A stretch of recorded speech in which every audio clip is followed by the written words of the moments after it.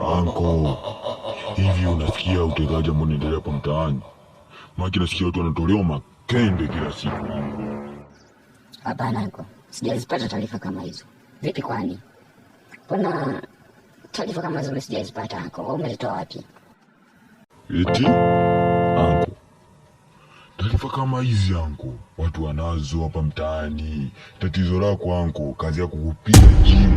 Yaani gym ndo fashion yangu. Haufuatilii maneno anko.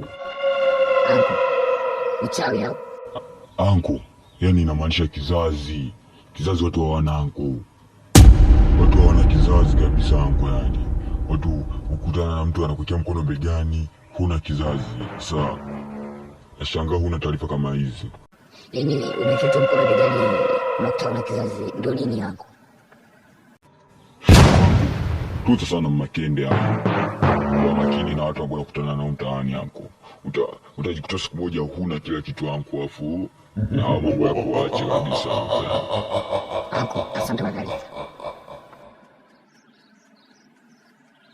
Nino anko. Anko, unaenda wapi?